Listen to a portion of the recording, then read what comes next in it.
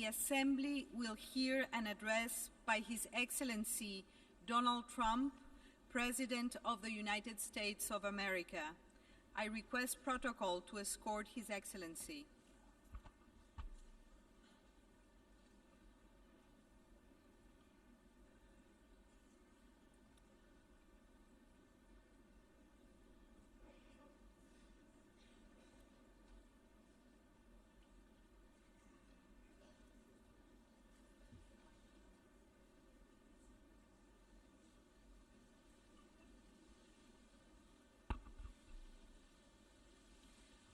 On behalf of the General Assembly, I have the honor to welcome to the United Nations His Excellency Donald Trump, President of the United States of America, and to invite him to address the Assembly.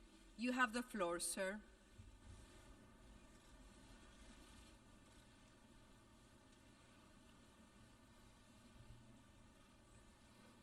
Madam President, Mr. Secretary General, world leaders, ambassadors, and distinguished delegates.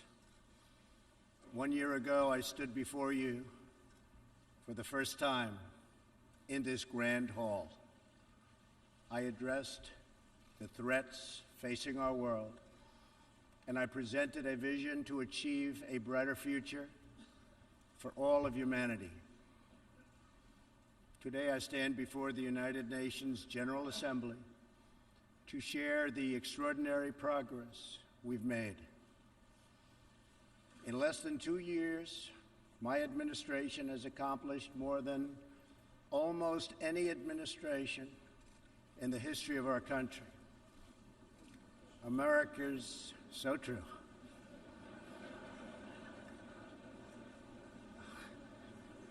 Didn't expect that reaction, but that's okay.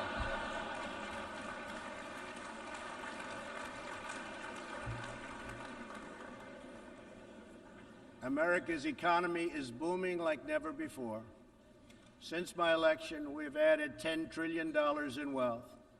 The stock market is at an all-time high in history, and jobless claims are at a 50-year low. African American, Hispanic American, and Asian American unemployment have all achieved their lowest levels ever recorded. We've added more than 4 million new jobs, including 500,000 manufacturing jobs. We have passed the biggest tax cuts and reforms in American history. We've started the construction of a major border wall, and we have greatly strengthened border security. We have secured record funding for our military, $700 billion this year, and $716 billion next year. Our military will soon be more powerful than it has ever been before. In other words, the United States is stronger, safer, and a richer country than it was when I assumed office less than 2 years ago.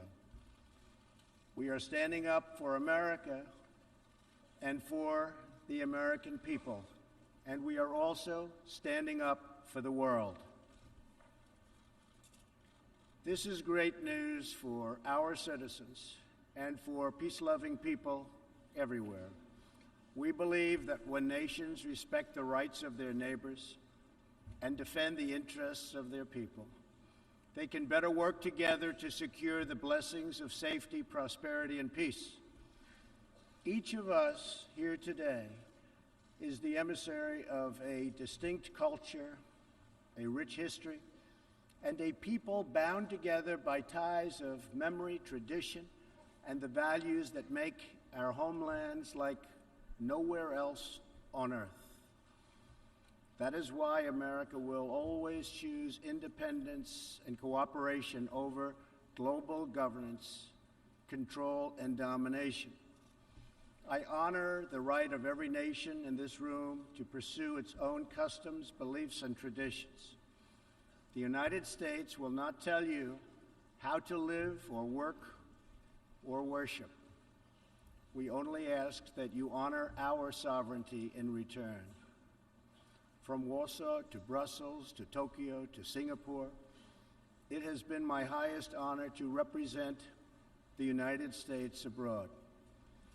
I have forged close relationships and friendships and strong partnerships with the leaders of many nations in this room, and our approach has always yielded incredible change. With support from many countries here today, we have engaged with North Korea to replace the specter of conflict with a bold and new push for peace. In June, I traveled to Singapore to meet face-to-face with North Korea's leader, Chairman Kim Jong-un. We had highly productive conversations and meetings, and we agreed that it was in both countries' interest to pursue the denuclearization of the Korean Peninsula. Since that meeting, we have already seen a number of encouraging measures that few could have imagined only a short time ago. The missiles and rockets are no longer flying in every direction. Nuclear testing has stopped. Some military facilities are already being dismantled. Our hostages have been released, and as promised, the remains of our fallen heroes are being returned home to lay at rest in American soil.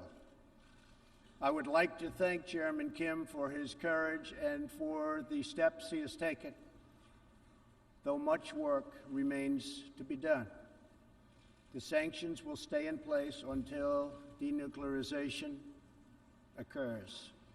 I also want to thank the many member states who helped us reach this moment, a moment that is actually far greater than people would understand, far greater. But for also their support and the critical support that we will all need going forward.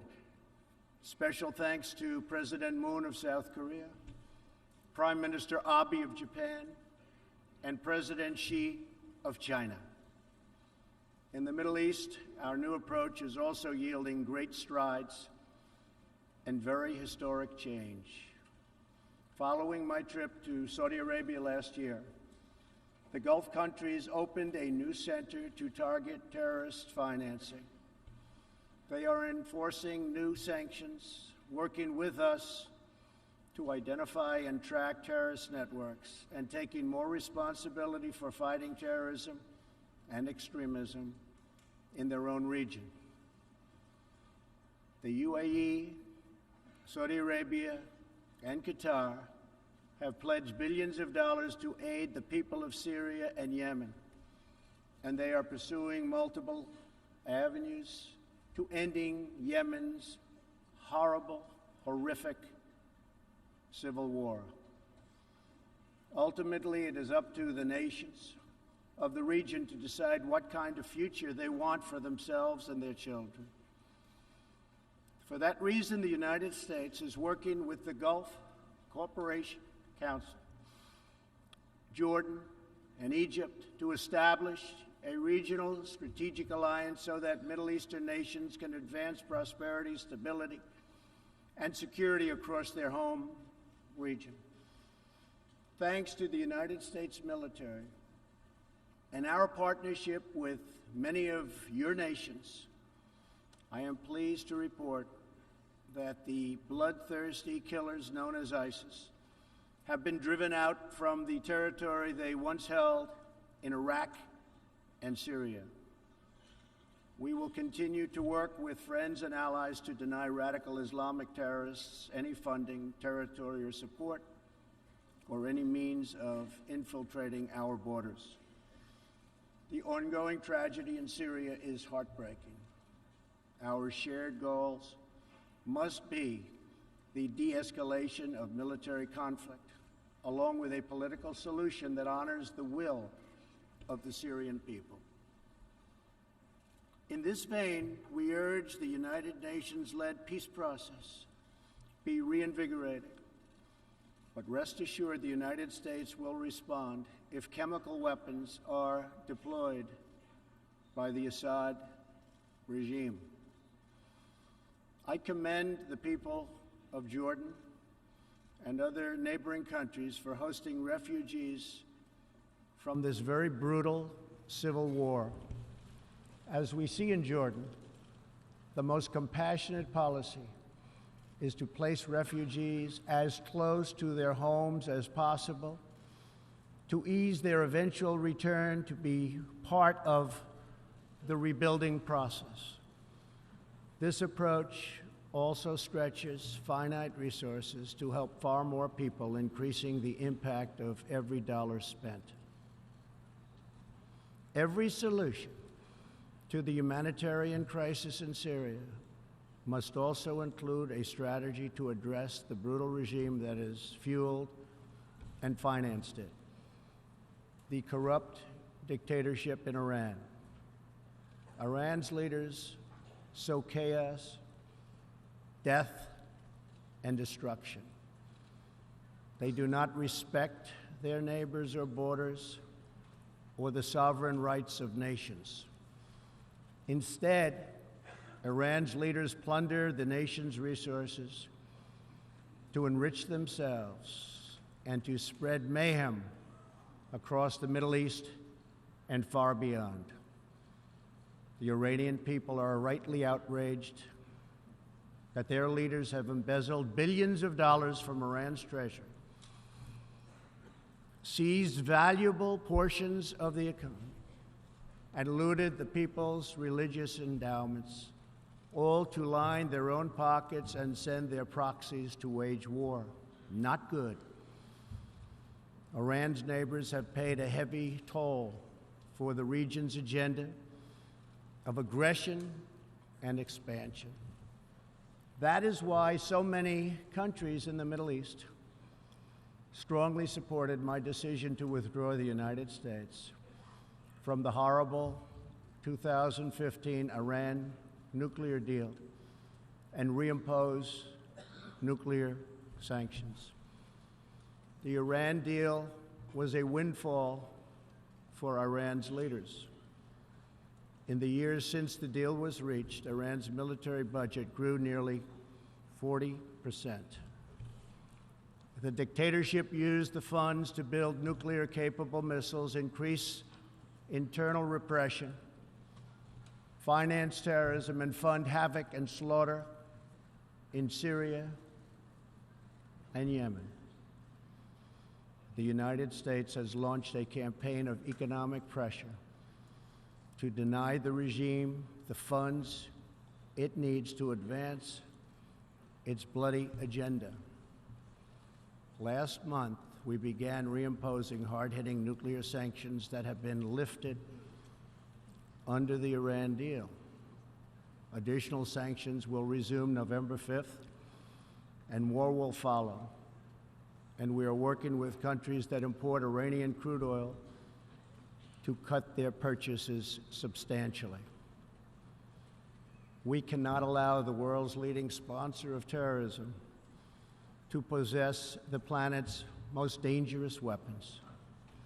We cannot allow a regime that chants death to America and that threatens Israel with annihilation to possess the means to deliver a nuclear warhead to any city on earth. Just can't do it. We ask all nations to isolate Iran's regime as long as its aggression continues. And we ask all nations to support Iran's people as they struggle to reclaim their religious and righteous destiny. This year, we also took another significant step forward in the Middle East in recognition of every sovereign state to determine its own capital. I moved the U.S. Embassy in Israel to Jerusalem. The United States is committed to a future of peace and stability in the region, including peace between the Israelis and the Palestinians. That aim is advanced, not harmed, by acknowledging the obvious facts. America's policy of principled realism means we will not be held hostage to old dogmas, discredited ideologies, and so-called experts who have been proven wrong over the years, time and time again. This is true not only in matters of peace, but in matters of prosperity. We believe that trade must be fair and reciprocal. The United States will not be taken advantage of any longer. For decades, the United States opened its economy, the largest by far on earth, with few conditions. We allowed foreign goods from all over the world to flow freely across our borders. Yet, other countries did not grant us fair and reciprocal access to their markets in return. Even worse, some countries abused their openness to dump their products, subsidize their goods, target our industries, and manipulate their currencies to gain unfair advantage over our country. As a result, our trade deficit ballooned to nearly $800 billion a year. For this reason, we are systematically renegotiating broken and bad trade deals. Last month, we announced a groundbreaking U.S.-Mexico trade agreement. And just yesterday, I stood with President Moon to announce the successful completion of the brand new U.S.-Korea trade deal. And this is just the beginning. Many nations in this hall will agree that the world trading system is in dire need of change. For example, countries were admitted to the World Trade Organization that violate every single principle on which the organization is based. While the United States and many other nations play by the rules, these countries use government-run industrial planning and state-owned enterprises to rig the system in their favor. They engage in relentless product dumping, forced technology transfer, and the theft of intellectual property. The United States lost over 3 million manufacturing jobs, nearly a quarter of all steel jobs, and 60,000 factories after China joined the WTO. And we have racked up $13 trillion in trade deficits over the last 2 decades. But those days are over. We will no longer tolerate such abuse. We will not allow our workers to be victimized, our companies to be cheated, and our wealth to be plundered and transferred. America will never apologize for protecting its citizens. The United States has just announced tariffs on another $200 billion in Chinese-made goods, for a total so far of $250 billion. I have great respect and affection for my friend, President Xi, but I have made clear our trade imbalance is just not acceptable. China's market distortions and the way they deal cannot be tolerated.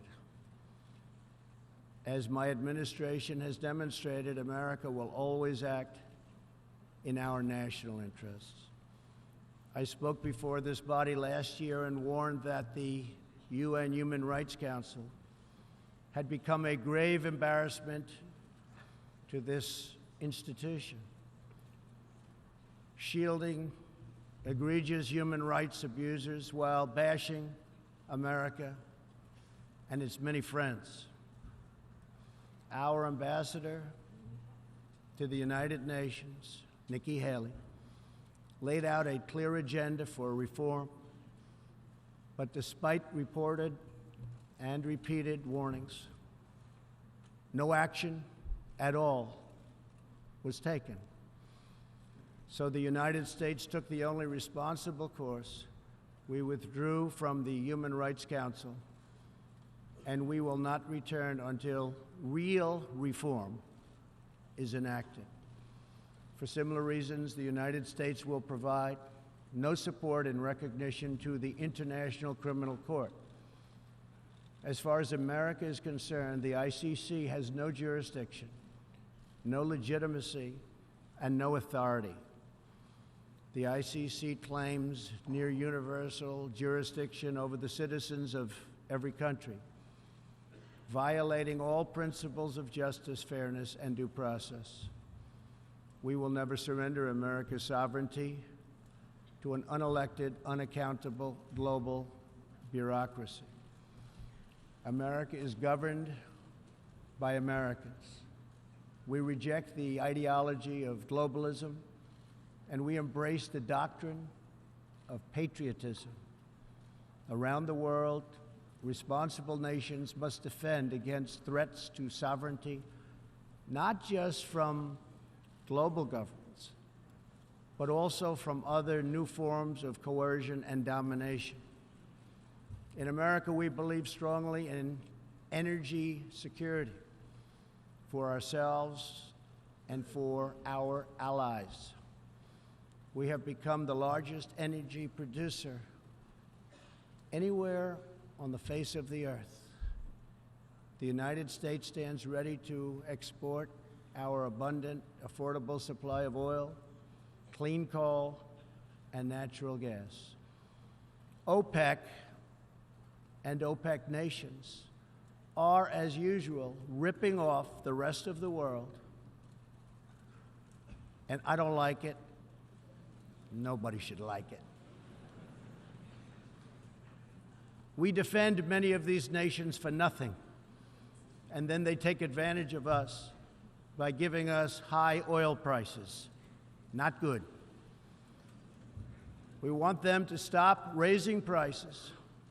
We want them to start lowering prices, and they must contribute substantially to military protection from now on.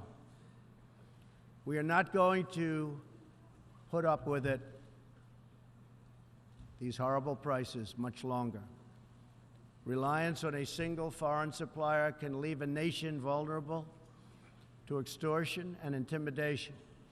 That is why we congratulate European states such as Poland for leading the construction of a Baltic pipeline so that nations are not dependent on Russia to meet their energy needs.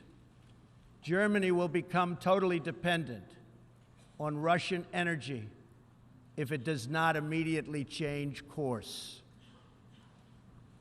Here in the Western Hemisphere, we are committed to maintaining our independence from the encroachment of expansionist foreign powers. It has been the formal policy of our country since President Monroe that we reject the interference of foreign nations in this hemisphere and in our own affairs. The United States has recently strengthened our laws to better screen foreign investments in our country for national security threats. And we welcome cooperation with countries in this region and around the world that wish to do the same. You need to do it for your own protection. The United States is also working with partners in Latin America to confront threats to sovereignty from uncontrolled migration. Tolerance for human struggling and human smuggling and trafficking is not humane. It's a horrible thing that's going on at levels that nobody has ever seen before. It's very, very cruel. Illegal immigration funds, criminal networks, ruthless gangs, and the flow of deadly drugs. Illegal immigration exploits vulnerable populations, hurts hardworking citizens, and has produced a vicious cycle of crime, violence, and poverty. Only by upholding national borders destroying criminal gangs, can we break this cycle and establish a real foundation for prosperity. We recognize the right of every nation in this room to set its own immigration policy in accordance with its national interests, just as we ask other countries to respect our own right to do the same, which we are doing. That is one reason the United States will not participate in the new global compact on migration. Migration should not be governed by an international body unaccountable to our own citizens. Ultimately, the only long-term solution to the migration crisis is to help people build more hopeful futures in their home countries, make their countries great again. Currently, we are witnessing a human tragedy, as an example, in Venezuela. More than 2 million people have fled the anguish inflicted by the socialist Maduro regime and its Cuban sponsors. Not long ago, Venezuela was one of the richest countries on earth. Today, socialism has bankrupted the oil-rich nation and driven its people into abject poverty. Virtually everywhere socialism or communism has been tried, it has produced suffering, corruption, and decay. Socialism's thirst for power leads to expansion, incursion, and oppression. All nations of the world should resist socialism and the misery that it brings to everyone. In that spirit, we ask the nations gathered here to join us in calling for the restoration of democracy in Venezuela. Today, we are announcing additional sanctions against the repressive regime, targeting Maduro's inner circle and close advisors. We are grateful for all of the work the United Nations does around the world to help people build better lives for themselves and their families. The United States is the world's largest giver in the world by far of foreign aid, but few give anything to us. That is why we are taking a hard look at U.S. foreign assistance. That will be headed up by Secretary of State Mike Pompeo. We will examine what is working, what is not working, and whether the countries who receive our dollars and our protection also have our interests at heart. Moving forward, we are only going to give foreign aid to those who respect us and, frankly, are our friends. And we expect other countries to pay their fair share for the cost of their defense. The United States is committed to making the United Nations more effective and accountable. I have said many times that the United Nations has unlimited potential. As part of our reform effort, I have told our negotiators that the United States will not pay more than 25% of the UN peacekeeping budget. This will encourage other countries to step up, get involved, and also share in this very large burden. And we are working to shift more of our funding from assessed contributions to voluntary, so that we can target American resources to the programs with the best record of success. Only when each of us does our part and contributes our share can we realize the UN's highest aspirations. We must pursue peace without fear, hope without despair, and security without apology. Looking around this hall, where so much history has transpired, We think of the many before us who have come here to address the challenges of their nations and of their times. And our thoughts turn to the same question that ran through all their speeches and resolutions, through every word and every hope.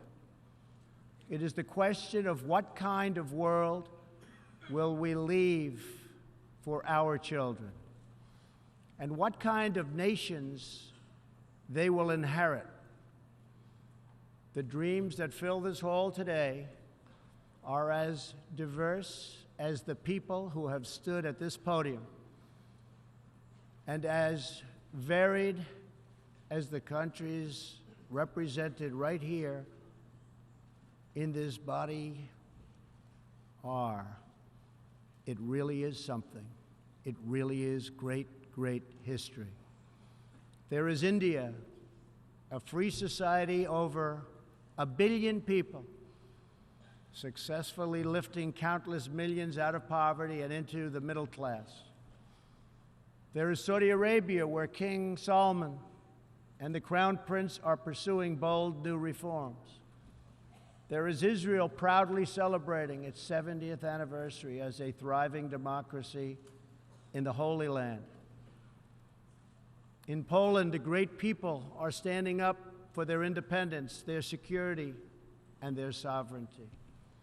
Many countries are pursuing their own unique visions, building their own hopeful futures, and chasing their own wonderful dreams of destiny, of legacy, and of a home. The whole world is richer. Humanity is better because of this beautiful constellation of nations, each very special, each very unique, and each shining brightly in its part of the world. In each one, we see awesome promise of a people bound together by a shared past and working toward a common future. As for Americans, we know what kind of future we want for ourselves. We know what kind of a nation America must always be. In America, we believe in the majesty of freedom and the dignity of the individual. We believe in self-government and the rule of law, and we prize the culture that sustains our liberty, a culture built on strong families, deep faith, and fierce independence. We celebrate our heroes. We treasure our traditions. And above all, we love our country. Inside everyone in this great chamber today, and everyone listening all around the globe, there is the heart of a patriot that feels the same powerful love for your nation, the same intense loyalty to your homeland, the passion that burns in the hearts of patriots and the souls of nations has inspired reform and revolution, sacrifice and selflessness, scientific breakthroughs, and magnificent works of art.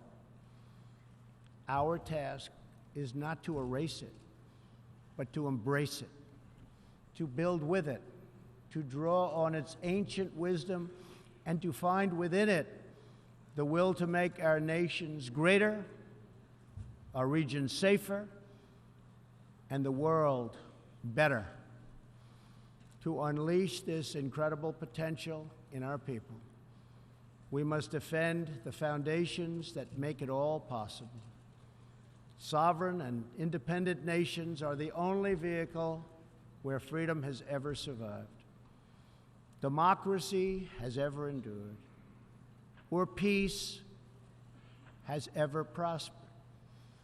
And so we must protect our sovereignty and our cherished independence above all.